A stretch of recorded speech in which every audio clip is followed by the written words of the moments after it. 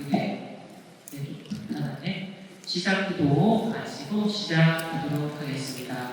성부와 성자와 성령의 이름으로 아멘. 별초에 가득하신 마리아를 기뻐하소서. 주님께서 함께 계시니 여러분께 복되시며 태중의 아들 예수님도 복되시나이다. 천주의 성모 마리아님 이제와 저희 죽을 때에 저희 죄를 위하여 주옵소서. 아멘. 성부와 성자와 성령의 이름으로 아멘. 네, 명절 잘 보내셨나요? 네. 그래서 혹시 이제 명절 때문에 이제 지난 거 못 들으셨던 분들은 유튜브에 올려놨으니까요. 확인하시고 참고해 주시면 좋을 것 같고요.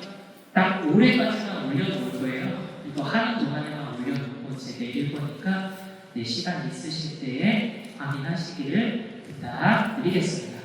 잠시만요.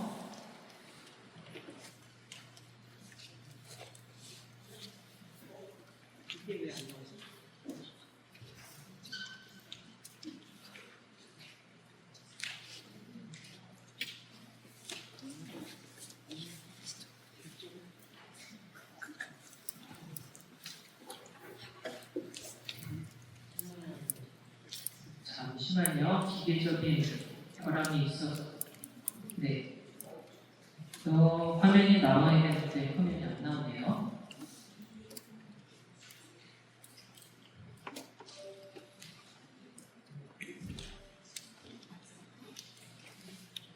일단은 지난주에 했던 내용부터 저희가 한번 살펴보도록 하겠습니다. 그래서 간략하게 이제 요약을 해드리면요. 주님께서는 인간에게 헤아릴 수 없는 선을, 은혜를 베풀어 주셨는데 그 중에 영혼에 주어진 세 가지 선물이 있다라고 우리가 배웠습니다. 세 가지가 뭐였죠? 존엄, 지식, 덕. 그래서 지난주에는 그 세 가지 선물들이 각각 가지고 있는 이중성에 대해서 먼저 살펴봤습니다. 존엄은 자유의지와 지배 능력이라는 두 가지 특성이 있었고요. 지식에는 그 존엄이 내게 주어졌다는 것을 아는 것, 그리고 그것이 내게서 비롯한 것이 아니라 하느님에게서부터 왔다는 것을 아는 것, 이렇게 두 가지 이중성이 있고요. 덕의 이중성은 그렇다면 그곳이 온 하느님을 어떻게 한다? 찾고 매달린다, 추구하고 의탁한다라는 두 가지 측면이 있다고 저희가 살펴봤는데요. 그렇게 세 가지의 선물들은 각각 개별적으로 이렇게 존재하는 것이 아니라 상호 의존적인 관계를 맺고 있다라는 것을 살펴봤는데요. 그래서 존엄, 지식, 덕 모두가 조화를 이루었을 때 비로소 올바르게 내가 하느님을 찾고 누릴 수 있음을 살펴보았습니다. 그래서 그 이중성에 대해서 우리가 이제 살펴보는데요. 그 지식이나 덕이 되었던 그 두 가지 중 하나라도 결핍되었을 때는 문제가 발생한다라는 것을 알고 살펴봤는데 내가 이제 지식이 이제 결핍되었을 때 내게 존엄이 주어졌다는 것을 알지 못했을 때에는 자기 기하로 빠지기가 쉽고 그리고 그것이 하느님에게서 비롯되었다는 것을 알지 못할 때는 자기 기만으로 기울기 쉽다는 것을 살펴봤습니다. 그리고 덕 또한 내가 그렇게 주어진 것을 내가 찾거나 매달리지 않았을 때는 그 또한 의미가 없음을 살펴보게 되었죠. 그래서 우리가 자랑을 하게 되려면 그 모든 자랑을 하느님께 돌려야 하고 그리고 하느님 안에서 자랑해야 함을 살펴보았습니다. 왜냐하면 모든 선의 원천인 하느님과 일치되었을 때만 그 사람이 참되기 때문이죠. 그래서 그 이후에 우리가 이제 지식에 대해서 자세히 살펴봤는데요. 내게 주어진 것이 무엇인지 알고 그것이 하느님으로부터 비롯되었다는 것을 알아야 하는데, 첫 번째, 내게 주어진 선을 알지 못할 때는 자기를 비하하며 동물처럼 전락하게 된다는 것을 살펴봤고요. 지금 이 시간에는 이제 자기 비하를 넘어서서 자기 기만에 대해서 살펴볼 것입니다. 그래서 자기 기만은 내게 주어진 선을 알지 못하는 것이고요. 자기 기만은 그 선이 하나님으로부터 왔다는 것을 알지 못하는 것을 의미합니다. 그래서 두 번째 무지, 자기 기만에 대해서 살펴볼 텐데요. 원문 함께 읽어보도록 하겠습니다. 더 많은 것을 돌리는 저 무지는 그의 못지않게 많이 오히려 더 경계해야 합니다. 이는 우리 안에 있는 어떤 선이 우리 자신에게서 비롯되었다고 생각할 때 일어납니다. 그래서 베드로는 첫 번째 무지, 내게 주어진 선을 알지 못하는 것에 대해서 경계를 한 후에요. 이제는 그보다 더 위험하다고 생각되는 두 번째 무지를 다루게 됩니다. 그래서 그에 못지않게 아니 오히려 더 경계해야 한다라고 이야기를 하는데요. 그 무지는 우리가 우리 자신에게 더 많은 것을 돌리는 무지입니다. 그래서 영광을 하느님께 돌려야 하는데 하느님께 돌리는 것이 아니라 나 자신에게 돌리는 무지인데, 이 무지는 자기 비하보다 더 위험하다라고 이야기를 하게 됩니다. 그래서 도대체 무엇을 알지 못하는가에 대해서는 두 번째 무지인데요. 그 본질이 뭔지 살펴보면 우리 안에 있는 어떤 선이 우리 자신에게서 비롯되었다라고 착각하는 것입니다. 그래서 핵심 오류는요, 선의 기원에 대한 착각인 거죠. 그래서 하느님으로부터 거저 주어진 은혜를요, 자기 공로로 오인하는 겁니다. 그래서 내가 하느님으로부터 거저 받은 건데 그게 받은 것이 아니라 나 자신에게서 나온 것이라고 착각하게 되는 거죠. 그래서 갓난 아이에게 모유가 주어졌다고 가정해보죠. 그런데 그 모유가 자신에게서 비롯했다고 착각을 해요. 그런데 그 모유가 어디에서 비롯했을까요? 이름 그대로 엄마에게서 비롯했죠. 모유일 때 모자는 엄마 모자잖아요. 그래서 엄마에게서 나왔는데 엄마에게서 비롯했다는 걸 모르는 겁니다. 그러면 이 아이에게서 나올까요? 나오지 않아요.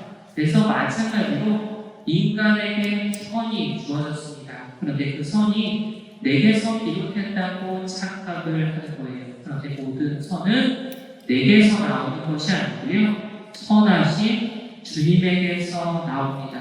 그런데 그 사실을 내가 모르는 거죠. 몰라서 자기 자신을 기만하게 됩니다. 그래서 자기도 모르게 자기 자신을 속이게 되는 것을 의미하죠. 정리를 하자면 무지에는 두 가지 유형이 있는데요. 첫 번째 무지는 받은 선을 알지 못하는 것이고, 두 번째 무지는 받은 선을 자기 것으로 생각하는 것인데요.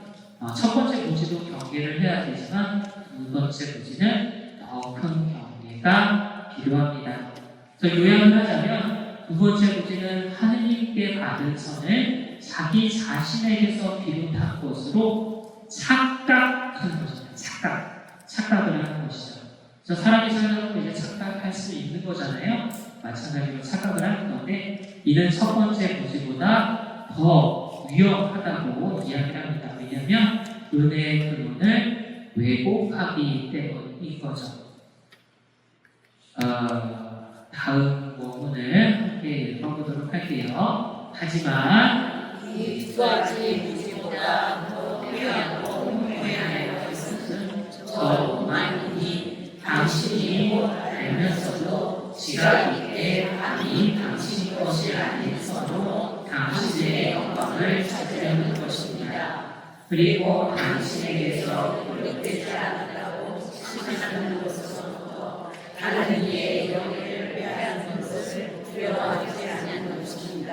그래서 앞서서 우리가 이제 두 가지 부지에 대해서 알아봤는데요. 베르나는 이 두 가지 부지를 넘어서서 이제 의식적으로 저지르는 오만을 거론하는데 그 오만이야말로 가장 큰 악으로 제시합니다. 그래서 가장 큰 악으로서의 오만을 살펴볼 텐데 이 두 가지는 무지보다 더 피하고 혐오해야 할 것으로 제시합니다. 왜냐하면 정의를 하자면 오만이라고 정의를 하는데 알면서도 지각 있게 감히 한다라고 표현을 합니다. 그래서 의도적이고 의식적이라고 이야기를 하는 거죠. 그래서 당신 것이 아니어도 당신의 영광을 찾으려는 것으로 이 행동을 정의하는데 여기서 당신은 이제 나를 의미하죠. 그래서 내 것이 아니어서 내 영광을 찾으려고 하는 것을 의미합니다. 그래서 어린 자녀 이제 양육해보셔서 아시겠지만 많은 잘못들을 저질러요. 왜 잘못을 저지를까요? 잘 몰라서 이렇게 저지를 때가 많습니다. 그런 부모는 혼내는 대신에 알려주고 다음부터는 그러지 말라고 합니다. 그런데 자녀가 크게 혼나는 때가 있어요. 언제일까요? 알고도 잘못을 저지를 때, 그때는 크게 혼나게 됩니다. 마찬가지로 앞선 자기 비하와 자기 기만은요, 몰라서 짓는 잘못이에요. 착각이라고 표현을 했었잖아요. 알지 못해서 내가 착각을 하게 되는 거죠. 그런데 이 오만은 알면서 짓는 죄입니다. 그래서 크게 혼나게 되죠. 누구에게? 주님에게. 그래서 의도적으로 그리고 내가 의식적으로 짓는 죄이기 때문에 크게 혼난다라고 할 수 있죠. 그래서 이 오만은 이중성을 지니게 되는데요. 그래서 베르나르가 계속 두 가지씩 묶어서 이렇게 설명을 하잖아요.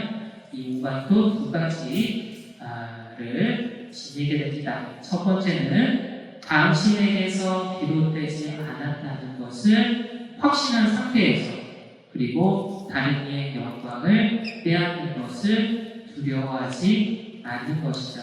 그래서 명백히 알면서도 하느님의 영광을 빼앗는 것입니다. 그래서 아이가 핸드폰을 자랑하면서 말합니다. 이거 봐라, 너네 없지? 그리고 덧붙이죠. 내가 샀다. 그런데 사실은 부모가 자기를 사랑해서 사준 것이죠. 그런데 그걸 알고도 자신이 산 것처럼 여기고 자랑합니다. 부모의 공로를 내가 도둑질한 거죠. 오만도 마찬가지입니다. 내게 주어진 선이 주님에게서 비롯한 것을 알고도 자신의 것처럼 내었죠. 알고도 짓는 죄이기에 큰 죄라고 할 수 있습니다. 요약을 해보자면요. 세 가지 이제 악이 진행이 되는데요. 무지 첫 번째는 모르고 자기를 비하하는 거고요. 두 번째는 모르고 자기를 기만하는 건데, 오만은 알면서도 하느님의 영광을 찬탈하는 것입니다. 그래서 본질적으로 조금 다른 죄라고 볼 수가 있어요. 그리고 가장 큰 악이라고 할 수가 있죠. 그래서 요약을 해보면요. 세 번째 악인 오만은 두 가지 무지와 달리 의식적이고 고의적이라고 할 수 있습니다. 그래서 하느님의 것임을 알면서도 그 영광을 빼앗으려 하기에 가장 혐오스러운 죄가 된다고 할 수 있죠. 네, 다섯 번째 부분을 읽어보도록 할게요. 첫 번째 무지는 영광을 갖지 못합니다. 두 번째 무지는 영광을 갖기는 하나 하느님 앞에서는 아닙니다. 하지만 이제 의식적으로 저질러지는 이 세 번째 악은 하느님을 거슬러 영광을 찬탈하기까지 합니다. 결국 이 오만은 두 번째 무지보다 훨씬 더 중하고 명확하게 나타나니 저 무지를 통해서는 하느님을 모를 뿐이지만 이 오만을 통해서는 하느님을 멸시하기까지 하기 때문입니다. 또한 첫 번째 무지보다 훨씬 더 나쁘고 가증스러우니 저 무지를 통해서는 우리가 가축들과 같아지지만 이 오만을 통해서는 암과들과 같아지기 때문입니다. 참으로 받은 것을 마치 원래부터 지닌 것처럼 사용하는 것은 교만이며 가장 큰 죄입니다. 그리고 받은 은혜를 안에서 은혜의 영광을 찬양하는 것입니다. 그래서 베르나르는 세 가지 악을 세계적으로 비교하면서 오만과 교만의 극악함을 최종적으로 논증하게 됩니다.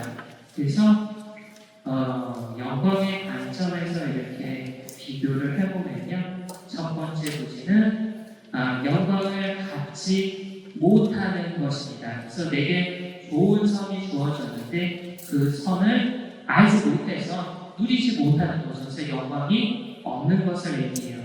두 번째 무지는 영광을 갖기는 하지만 하느님 앞에서는 아닙니다. 그래서 헛된 영광인 거죠. 모래 위에 쌓은 집과도 같아요. 그래서 나에게서 비롯하지 않는데 나에게서 비롯했다고 착각하기 때문에 그 착각으로 말미암아 언제 사라질지 모르는 헛된 영광인 거죠. 세 번째 악은 하느님을 거슬러 영광을 찬탈, 다시 말해서 도둑질하는 것입니다. 적대적인 영광이라고 할 수 있죠. 그래서 부제의 진행이 어떻게 되냐면 부제에서 헛된 그리고 도둑질로 점층적으로 악화된다고 할 수 있습니다. 첫 번째 무지는 내가 존엄하게 창조되었음을 알지 못해서 영광이 없고요. 두 번째 무지는 존엄함을 알지만 주님으로부터 비롯한 것을 알지 못해서 영광이 헛됩니다. 그런데 세 번째 악은 존엄함을 알고 그것이 주님에게서 비롯한 것을 알지만 그 영광을 빼앗죠. 뭐가 가장 나쁠까요? 마지막이 가장 나쁩니다. 그래서 영광을 가로채고 도둑질하려 하기 때문이죠. 그래서 두 번째 하느님과의 관계 측면에서 이렇게 어떻게 되나 살펴보면요. 두 번째 무지는요. 하느님을 모를 뿐인데요. 오만은 하느님을 멸시하기까지 합니다. 그래서 비교를 하자면 무지에서 적대로 질적인 전환이 이루어져요. 하느님과의 관계 측면에서. 그래서 평가를 하자면 이제 오만이 훨씬 더 중하고 위험하다라고 알 수 있는 거죠. 그래서 두 번째 무지는요. 하느님을 알지 못해서 관계가 서먹한 상태인데 오만은 하느님을 적대하면서 멸시하는 관계로서 관계가 손상되는 것을 의미를 해요. 그렇다면 관계 측면에서 뭐가 더 나쁠까요? 당연히 후자가 더 나쁘겠죠. 왜냐하면 알지 못하면 알기만 하면 이제 관계를 다시 진전시켜 나가기만 하면 돼요. 그런데 이미 손상된 상태에서는 관계를 회복하는 것에서부터 시작을 해야 합니다. 그래서 어려워요. 그래서 두 번째 문제가 0의 위치에 있다고 한다면 오만은 관계가 이제 마이너스 상태인 거예요. 그리고 마이너스에서 0까지 가고 0에서 다시 이제 쌓아 나아가야 하는 거잖아요. 그래서 더 나쁘다고 할 수 있죠. 그래서 하느님 관계 측면에서 봤을 때도 더 나쁘다라고 할 수 있는 거죠. 그러면은 세 번째로 존재론적인 측면에서 살펴보면 어떨까? 그래서 첫 번째 문제는 내게 주어진 선을 알지 못하면 가축들과 같아진다, 동물들과 같아진다라고 했었잖아요. 근데 오만은요, 악마들과 같아진다라고 이야기를 합니다. 그래서 동물적인 수준이냐, 악마적인 수준이냐라고 이야기를 하는데 평가를 하자면 당연히 후자가 더 나쁘고 좋지 않겠죠. 그래서 두 번째 문제는 인간을 가축처럼 전락시킵니다. 그런데 오만은 인간을 악마처럼 전락시켜요. 가축은 그나마 이 땅에 있지만 악마는 지하까지 내려가게 됩니다. 뭐가 더 나쁠까요? 당연히 후자가 더 나쁘겠죠. 더 밑으로 내려가게 되거든요. 교만의 최종 정의를 살펴보겠습니다. 본질은 받은 것을 마치 본래부터 지닌 것처럼 사용하는 것을 의미하는데요. 명령하자면 교만이며 가장 큰 죄라고 할 수 있습니다. 핵심은 받은 은혜들 안에서 은혜의 영광을 도둑질하는 것을 의미해요. 은혜를 인정하지 않고서 자기 것으로 주장하는 거죠. 내가 주님으로부터 받았는데 난 받지 않았어. 이게 나로부터 비롯했어 라고 주장하는 것을 의미합니다. 그래서 정리를 하자면요, 첫 번째 문제는 영광이 없어요. 알지 못하기 때문에 영광이 없고 자기를 비하하게 됩니다. 그래서 그 결과 가축과도 같아지는 거죠. 경계할 필요가 있고요. 두 번째 문제는 헛된 영광입니다. 그래서 헛된 영광은 자기를 기만하게 되는데 그 결과 하느님을 모르게 돼요. 그게 나로부터 비롯했다고 생각을 하기 때문에 하느님의 존재 자체를 내가 알지 못하는 거죠. 첫 번째 문제보다 더 경계해야 할 필요가 있습니다. 세 번째, 오만인데요. 영광을 찬탈하게 됩니다. 도둑질하게 되는 거죠. 그 결과 내가 하느님을 멸시하게 된다라고 이야기를 해요. 그 결과 존재는 악마와 같아지고요. 가장 큰 죄라고 할 수 있죠. 요약하자면 죄를 하려는 세 가지 악을 점층적으로 비교해서 오만이 가장 큰 죄임을 논증합니다. 무지가 인간을 가축 수준으로 떨어뜨린다고 한다면요, 의식적 오만은 악마와 같은 상태로 만들어요. 교만은 받은 은혜를 자기 것으로 찬탈하는 가장 큰 죄라고 할 수 있죠. 그래서 여기까지 살펴봤고 저희가 이제 슬라이드를 바꿔서 4장으로 넘어가도록 할게요.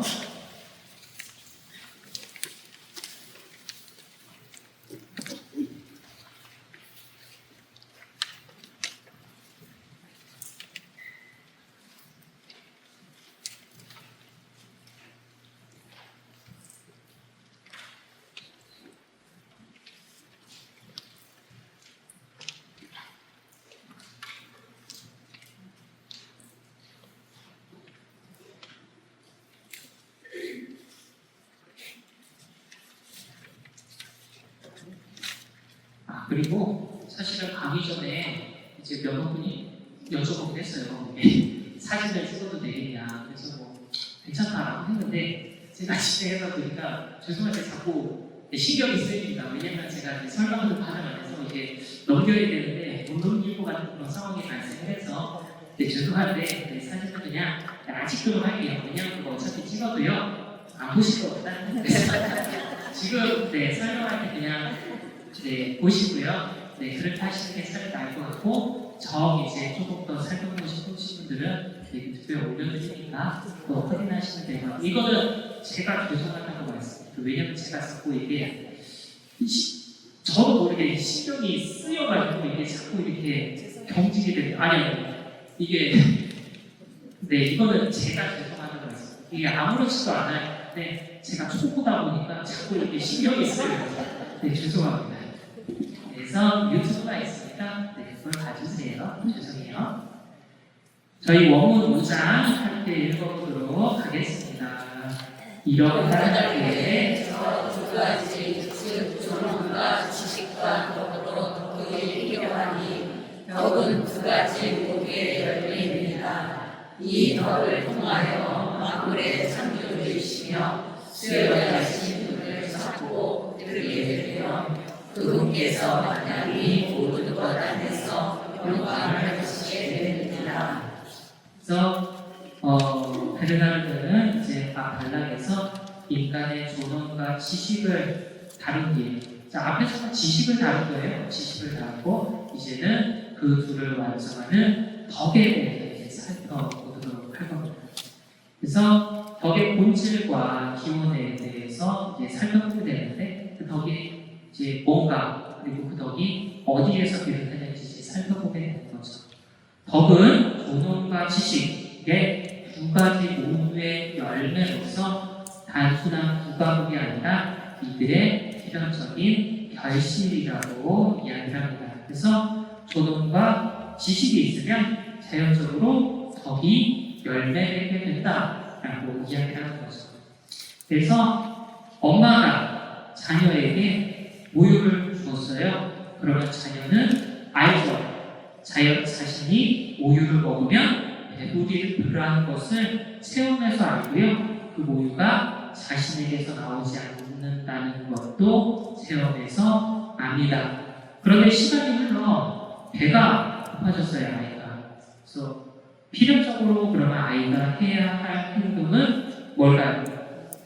모유의 원천이 엄마를 찾는 일이죠. 그러면 그렇게 찾는 데서 끝날까요? 찾은 다음에 젖을 빨기 위해서 부모에게 매달리는 일이 벌어집니다.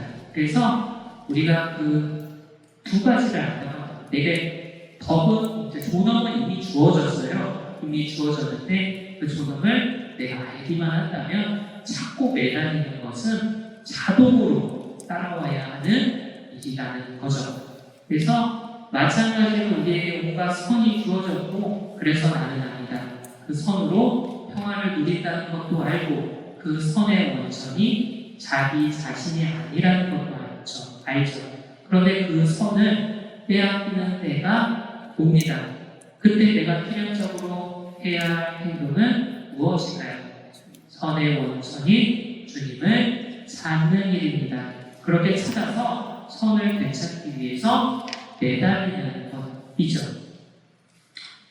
다음으로 덕의 기능과 목적을 살펴볼 텐데요. 첫 번째 기능은요, 만물의 창조주이시며 수요자이신 분을 찾고, 두 번째는 붙들게 되는 것을 의미합니다. 그래서 단순하게 이제 찾아서 발견한 다음에 끝나는 것이 아니고요, 발견한 다음에 매달려서 관계를 형성하는 거죠. 그리고 그 관계는 일회적인 것이 아니고 지속적인 관계를 의미합니다. 그래서 그 결과가 어떻게 되냐면 그분께서 마땅히 모든 것 안에서 영광을 받게 된다라고 베르나르는 이야기를 하죠. 가는 아이가 배가 고프면 어떻게 하나요? 울죠. 네, 왜 울까요? 밥 달라고 울죠. 아이는 모유를 먹으면 배부르리라는 것을 알고요. 그 모유가 자신에게서 나오지 않는다는 것도 압니다. 그래서 그 모유가 나오는 엄마를 찾아서 울고요. 그렇게 찾은 다음에 엄마를 붙들어야 하죠. 그래서 엄마가 어디나 이렇게 찾다가 찾으면 붙들어야 합니다. 왜 붙들어야 할까요? 내가 이렇게 붙어 있어야 모유를 먹을 수가 있으니까요. 그래서 이렇게 떨어져 있으면 모유를 받아 먹을 수가 없습니다. 원격으로 이렇게 줄 수가 없어요. 내가 엄마 품에 안겨 있어야만 그 모유를 받을 수 있습니다. 마찬가지로 내 삶의 선이 사라지면 내 삶에 누리고 있던 좋은 것들이 사라지면 어떻게 해야 할까요? 예를 들어서 내가 건강했는데 아파. 그리고 내가 경제적으로 어느 정도 이제 여유가 있었는데 근데 그 여유도 잃어버렸어. 뭐 아니면 내가 가족들과 관계도 좋았는데 그 관계에 손상이 일어났어. 그렇게 내 삶에 주어진 뭔가 좋은 것들이 사라지면 어떻게 해야 할까요? 우셔야 합니다. 우셔야 해요. 왜 울까요? 선을 달라고 우는 거죠. 그래서 나는 선을 되찾으면 행복할 것이라는 것을 알고요. 그 선이 내게서 나오지도 않는다는 것도 알아요. 그래서 그 선이 나오는 주님을 찾아서 울고 그렇게 운 다음에 찾은 주님을 붙들어야 합니다. 그리고 한번 붙들은 주님으로부터 떨어지지 않아야 하죠. 왜? 붙어 있어야 그 선들, 그 좋은 것들을 내가 계속 누릴 수 있기 때문이죠. 그래서 그렇게 우는 것은 다른 말로 하면 뭘까요? 기도입니다. 기도는 우는 것이에요. 기도는 주님을 찾고 매달리는 행위이거든요. 그래서 기도는 필연적인 행동입니다. 배고픈 아이가 울면서 엄마를 찾고 매달리는 것이 필연적인 행동이잖아요. 마찬가지로 선이 겪일 때 내가 울면서 주님을 찾고 매달리는 것도 필연적인 행동인 거죠. 그런데 문제는 여러분이 잘 울지 않는다는 데 있어요. 그래서 한국 사회에서는 왠지 이제 울면 안 되는 것처럼 그런 이제 인식이 있다 보니까 그런 것들이 이제 신앙생활에서도 영향을 미치는 것 같아요. 그래서 그럼에도 불구하고 우리 인간은 어떻게 해야 한다? 울어야 한다. 우셔야 합니다. 하루 종일 우셔야 돼요. 왜냐하면 여러분은 모두 주님 앞에서는 갓난아이이기 때문입니다. 그래서 나 자신에 대해서 잘 모르겠다라고 하면 나를요 갓난아이라고 생각하시면 됩니다. 갓난아이. 그리고 하느님은 엄마라고 생각하시면 됩니다. 아빠보다 엄마가 낫시죠? 엄마라고 이렇게 생각하시면 되고요. 갓난아이가 해야 될 일은 한 가지밖에 없어요. 아이도 밥 먹고 우는 것밖에 안 돼요. 그래서 마찬가지로 우리 인간도 하루 종일 울어야 합니다.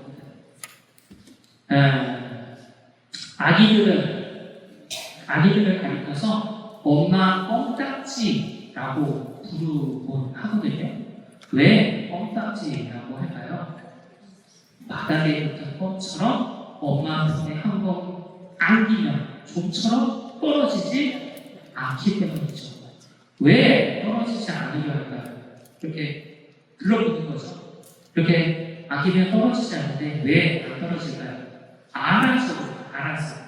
자기에게 모유가 필요하다는 것을 알고요. 그 모유가 자신에게서 나오지 않는다는 것을 압니다.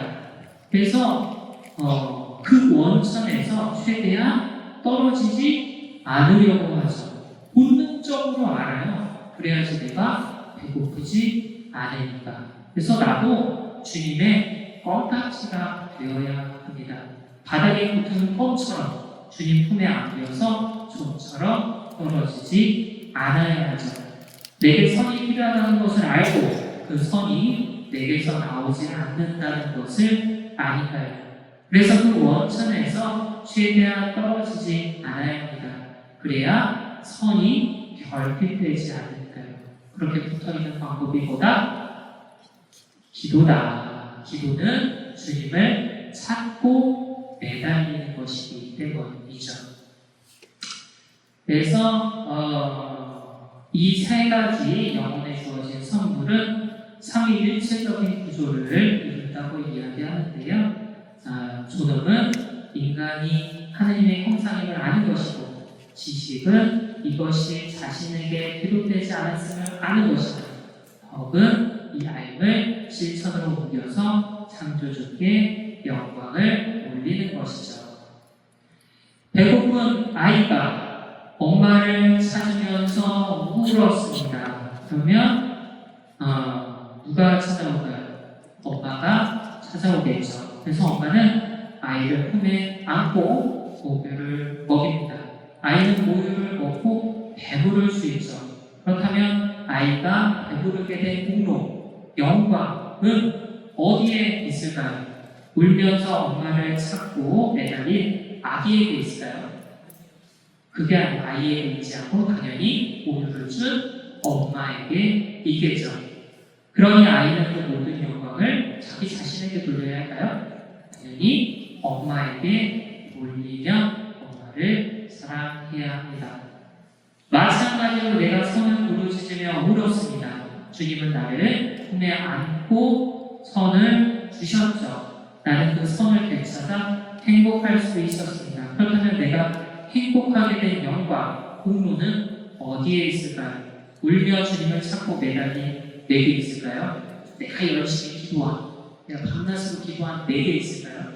내게 있는 것이 아니라 당연히 선을 준 주님께 있죠. 그러니 나도 모든 영광을 주님께 돌리면서 주님을 사랑해야만 합니다. 왜? 내가 먼저 그 사랑을 받았기 때문에 그 사랑에 응답할 의무가 있는 거죠.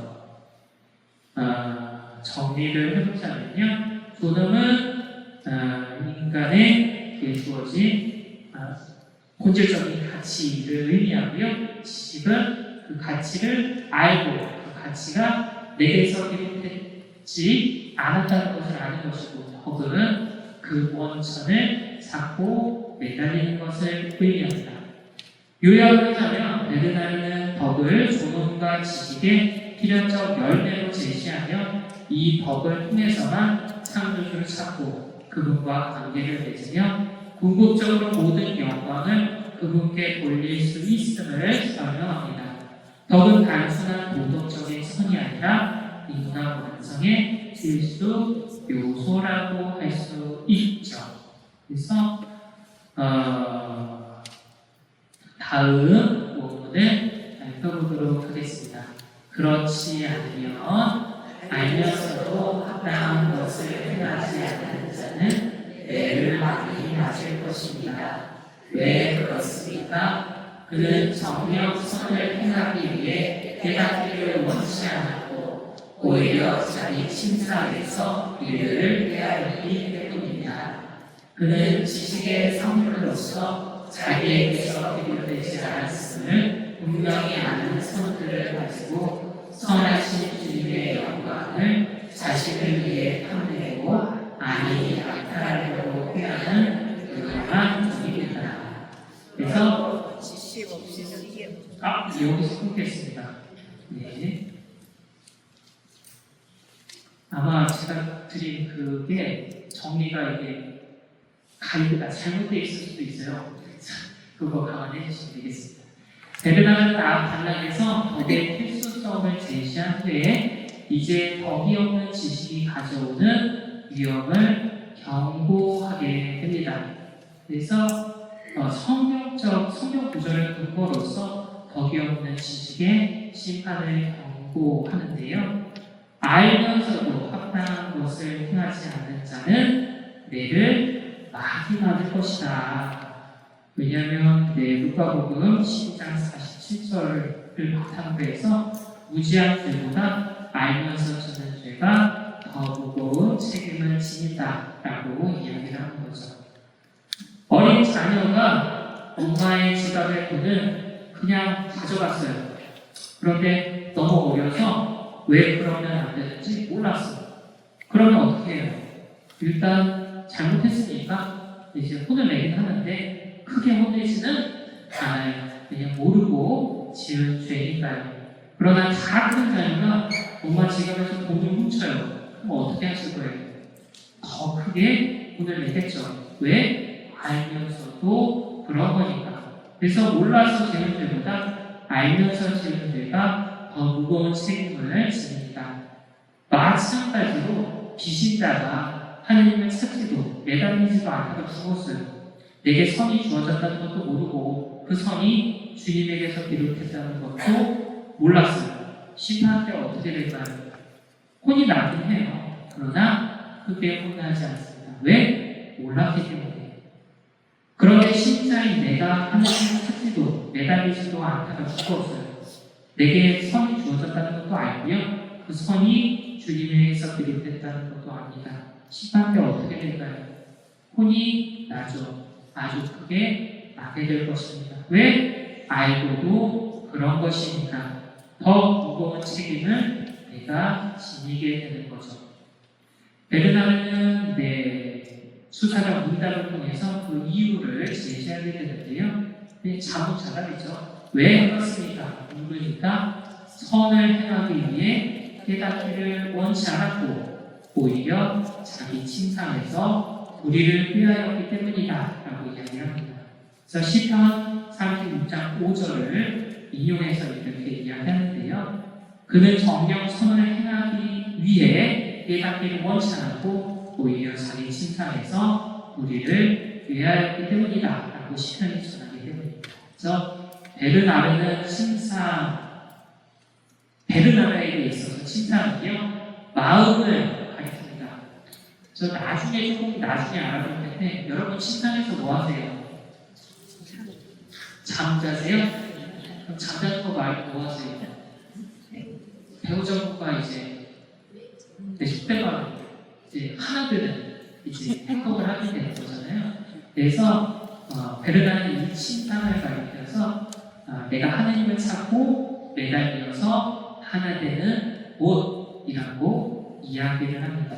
그래서 내가 하나님을 찾고 마음 안에서 찾고 매달려서 하나 되어야 되는데 하나님을 찾고 매달리기는커녕 오히려 주님의 영광을 탐내고 낙탈하려는 불의를 꾀하기도 한다라고 이야기를 하는데 정반대의 행동을 하게 되는 거죠. 그래서 그러한 대상을 가리켜서 이제 불경한 종이라고 이야기를 하게 됩니다.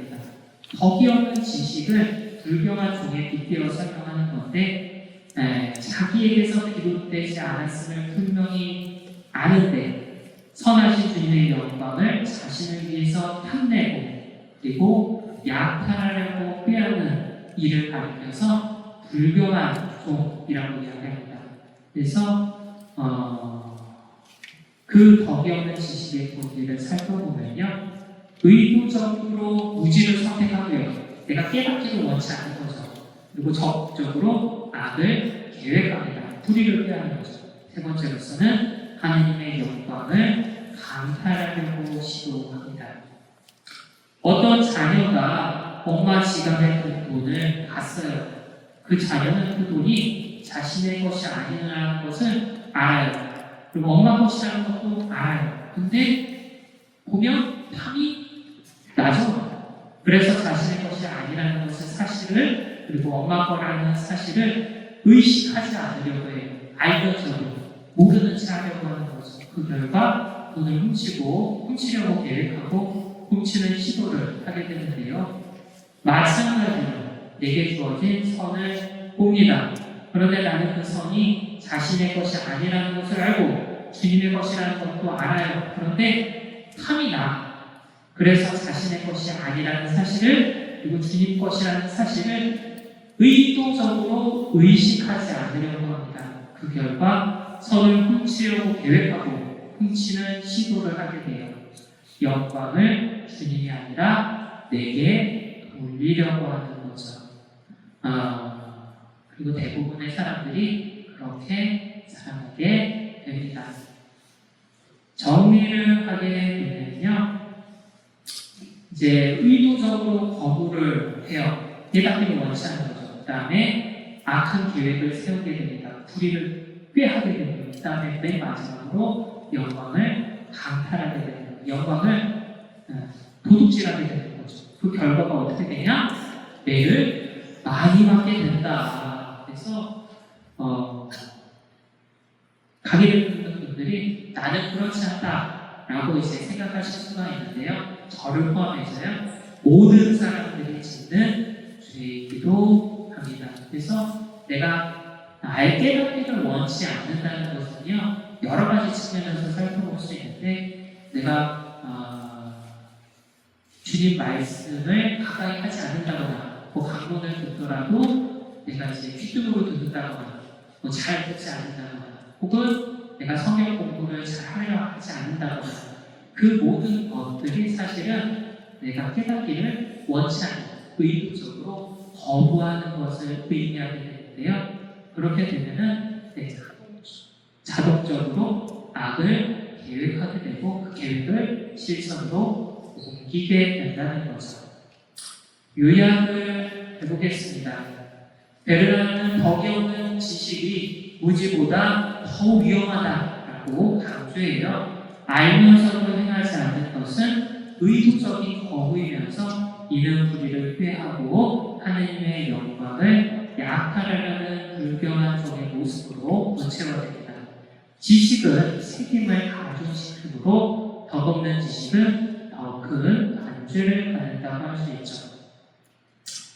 원문 함께 읽어볼게요. 그러므로 지식 없는 존엄은 전혀 무익하며 덕없는 지식은 단죄받을 것이니 분명합니다. 그러나 덕의 사람은 그에게 지식은 해롭지 않고 존엄도 무익하게 여기지 않기에 하느님께 부르짖으며 솔직히 고백합니다. 저희를 위해서가 아닙니다. 주님, 저희를 위해서가 아니라 당신 이름에 영광을 드리소서. 이는 곧 오 주님, 저희는 지식에서 아무것도, 존엄에서 아무것도 저희 것으로 들리지 않습니다. 오히려 모든 것이 당신에게서 비롯되었으니 모든 것을 당신 이름에 바칩니다. 라는 뜻입니다. 그래서 앞 단락에서 덕이 없는 지식의 위험을 경고한 후에요. 이제 덕을 갖춘 사람의 올바른 태도와 그 결과가 어떻게 되는지 살펴볼 겁니다.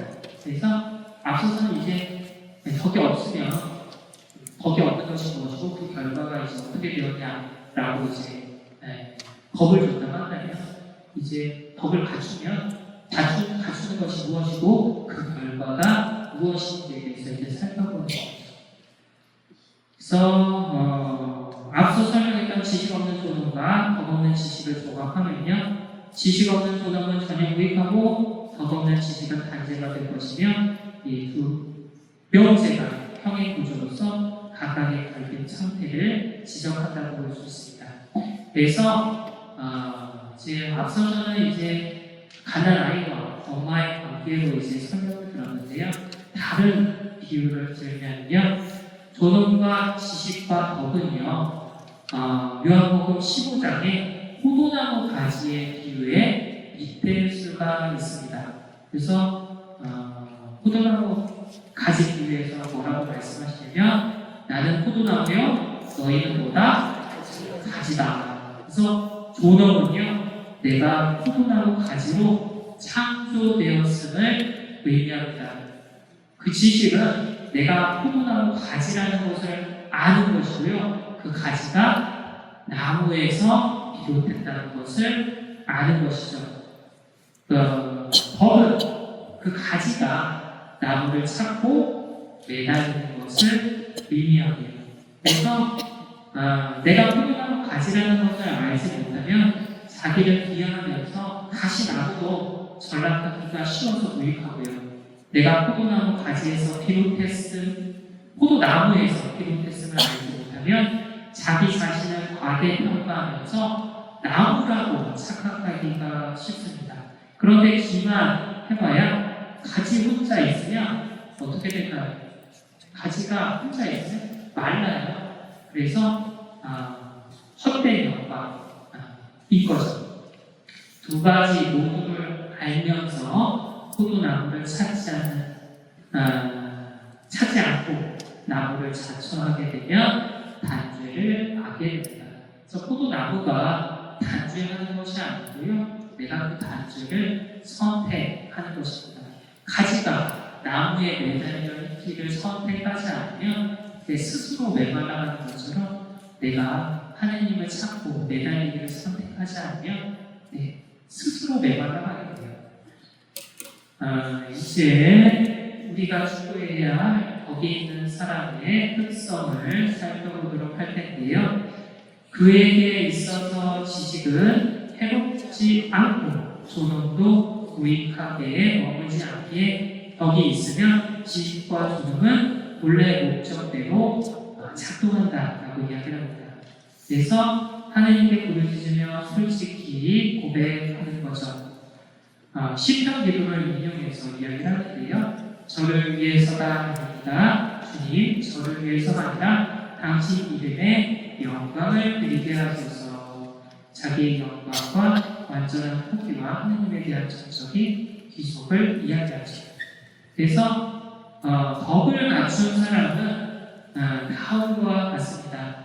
포도나무 가지가 자신이 포도나무 가지라는 것을 알고 그 가지가 포도나무에서 비롯된다는 것을 알아요. 그래서 포도나무를 찾고 그 나무에 매달려서 하나가 되죠. 그러고 떨어지려고 하지 않아요. 그러면 가지가 어떻게 될까요? 나무로부터 수분과 영양분을 받고 그 결과 포도라는 열매를 맺게 되는데요. 그 포도가 바로 하느님 나라라고 할 수 있는 거죠. 반면에 불경한 종은 다음과 같습니다. 포도나무 가지가 자신이 포도나무 가지라는 것을 알고요. 그 가지가 포도나무에서 비롯된다는 것도 알아요. 그럼에도 포도나무를 찾고 그 나무에 매달리려고 하지 않습니다. 스스로 나는 나무다 라고 자처를 하는 거예요. 그럼 그 가지가 어떻게 될까요? 가지에는 뿌리가 없어요. 그래서 수분과养분을 얻지 못합니다. 결과 말라가죠. 그 말라면 어떻게 되냐? 불에 붙여서 태워진다라고 이야기를 합니다. 그렇게 태워지는 게 뭘까요? 지옥이겠죠. 그래서 시편을 인용해서 이제 법이 있는 사람이 해야 할 행동을 이제 설명한 겁니다. 그래서 주님께 영광을 드린다라는 것은요, 모든 것이 이제 주님으로부터 비롯되기 때문에 그것을 이제 자기 공으로 돌리는 것이 아니라 하나님께 공으로 돌리는 것이죠. 그래서 이 기도의 의미를 설명하면요, 저희는 지식에서 아무것도, 존엄에서 아무것도 저희 것으로 올리지 않습니다. 오히려 모든 것이 당신에게서 비롯되었으니 모든 것을 당신 이름에 바칩니다. 그래서 자기 자신을 부정하고 그 손의 원천을 인정합니다. 포도나무 가지가 나무를 찾고 매달려서 포도를 맺었어요. 그러면 포도를 맺은 공로는 어디에 있을까요? 가지에 있을까요? 나무에게 있습니다. 나무가 가지에 포도가 맺히도록 양분과 수분을 공급해줬기 때문에 그런 거죠. 그래서 공로는 즉 영광은 모두 나무에게 돌려야 합니다. 마찬가지로 내가 주님을 찾고 매달려서 행복을 누려요. 그렇다면 그 행복을 누리는 공로가 어디에 있을까요? 내게 있을까요? 주님에게 있습니다.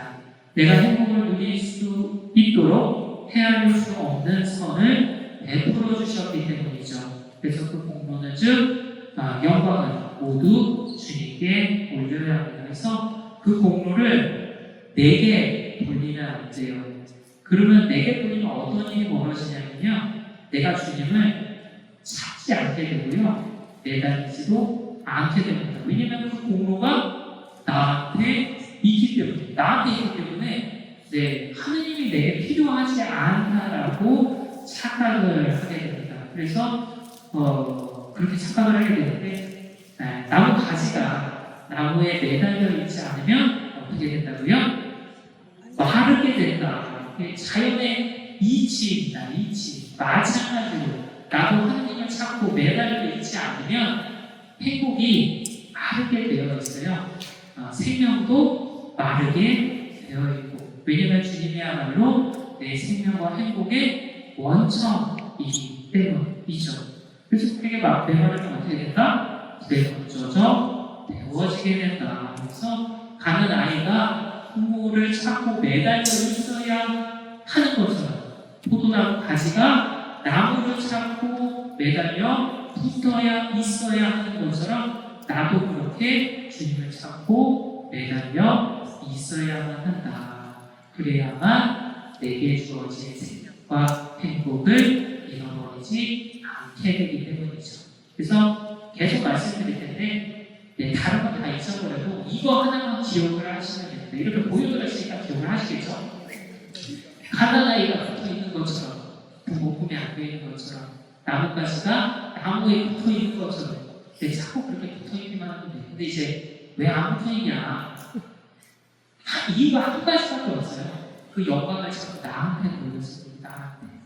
그러니까 그 영광을 이제 하나님께 돌려야 되는데, 그게 이제 은혜로서 주어졌다는 생각을 하지 못하고, 내가 열심히 노력해서, 내가 애써서, 내가 얻었다라고 착각을 하기 때문에, 이제 그 영광을 하나님께 돌리지 않게 되면은, 내가 하나님이 필요하지 않다라고 생각을 하게 되고, 그렇게 하나님을 찾지 않게 되면, 내가 날아간다. 왜냐하면 나는 부모 없이는 살 수 없는 갓난 아이이자 나무 없이는 생존할 수 없는 나무가지이기 때문에. 그래서 여러 차례 말씀드리지만 딱 두 가지만 알면 돼요. 하느님이 누구이신지 알고 내가 누구인지만 안다고 한다면 사실 우리는 하느님을 찾지 않을 수 없기 때문이죠. 정리를 해보면요. 일단 넘어가겠습니다. 이거 다 살펴다가 또 다 못할 것 같아서 요약을 할게요. 베르나르는 거기 지식과 존엄을 완성시키는 필수 요소라고 강조합니다. 그래서 덕의 사람이 모든 선이 하느님께 기록됐음을 인정하고 시편의 기도처럼 모든 영광을 하느님께 돌리는데요. 이것이 바로 존엄과 지식과 덕이 조화를 이룬 완전한 상태라고 할 수 있죠. 6장 따라가겠습니다. 한번 읽어볼게요. 그럴 때에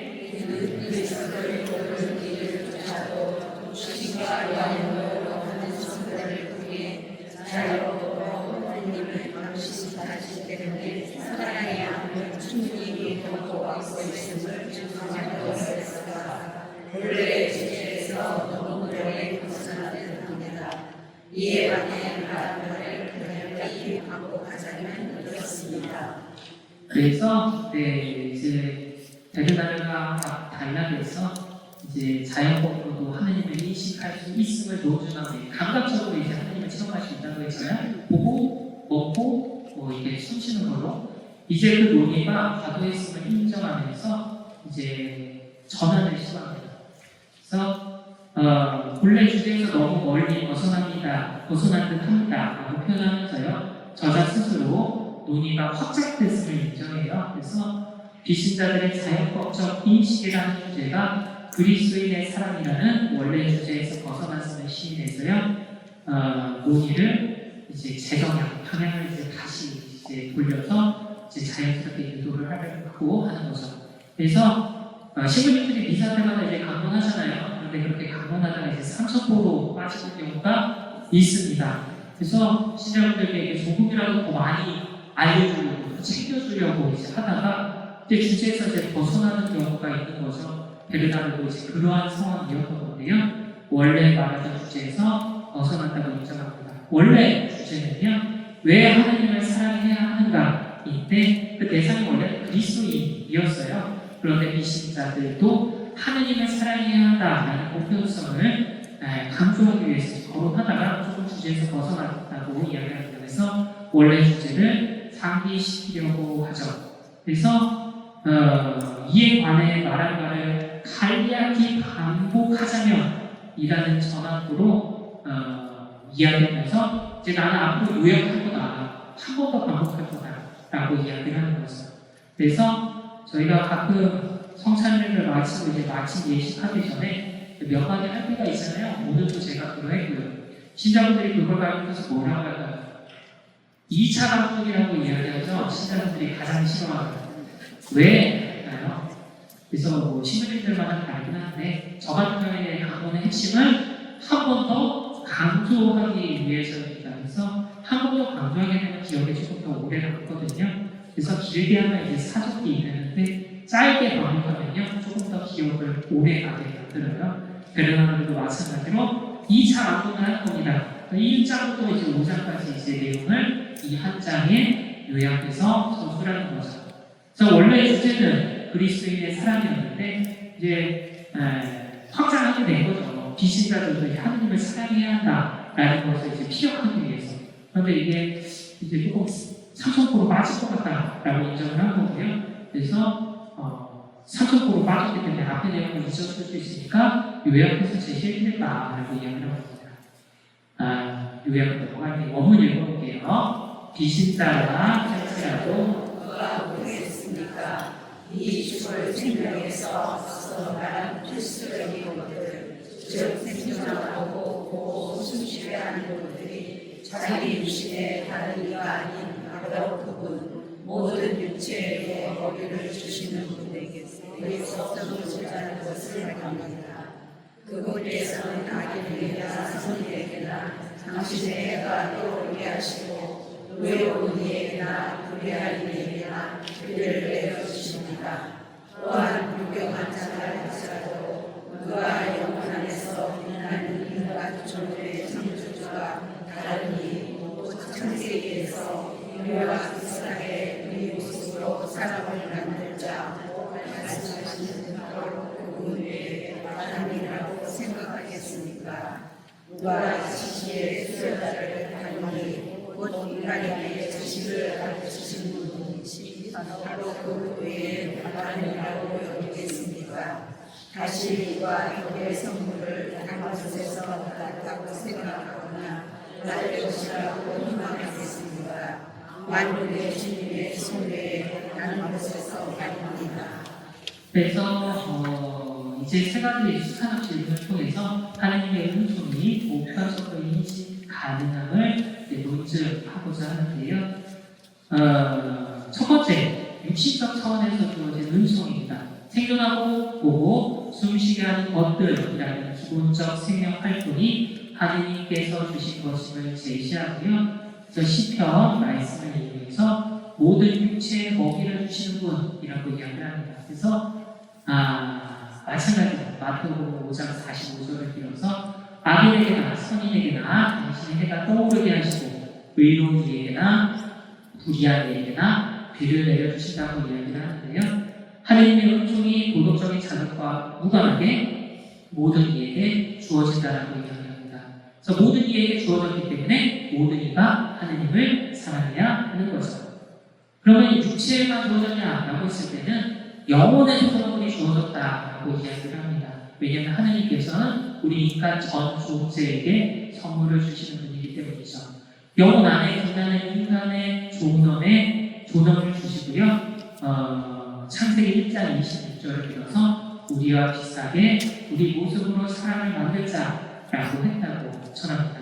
또 지식의 은사 또한 주어졌음을 이야기하는데요. 시편 말씀을 이용해서 인간에게 지식을 가르치시는 분이라고 이야기합니다. 육신의 생존을 넘어서 영혼의 고유한 능력인 지성과 인식 능력이 하느님으로부터 주어졌음을 의미하는 거죠.